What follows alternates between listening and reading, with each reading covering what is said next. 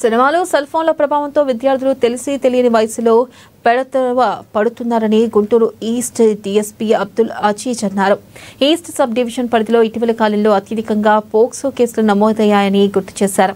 తల్లిదండ్రులు తమ పిల్లల కదలికలను నిత్యం పర్యవేక్షణ చేస్తూ జాగ్రత్తలు చెబుతూ ఉండాలని అన్నారు.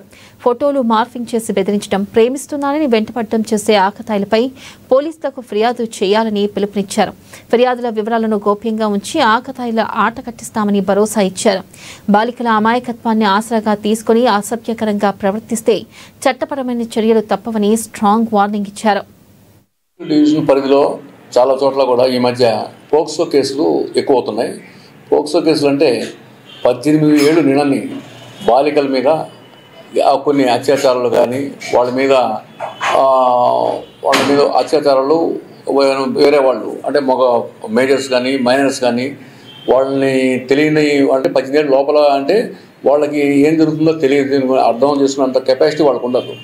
అది అదనంగా తీసుకొని చాలామంది వాళ్ళని సెక్సువల్గా వాళ్ళని టీచ్ చేయడం, కాలేజీకి వెళ్ళే పిల్లల్ని వేధించడం ఇవన్నీ చాలా జరుగుతున్నాయి.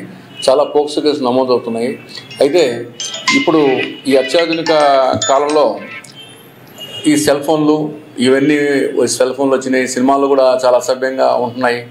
ఈ సెల్ ఫోన్లో కూడా అసభ్యకరమైన మెసేజెస్, వీడియోస్ అన్నీ వస్తున్నాయి.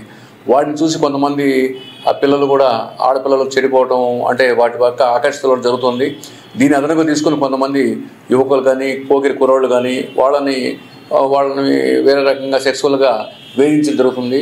చాలా కేసులు కూడా ఈ మధ్య మేము కట్టడం జరుగుతుంది. మీ పిల్ల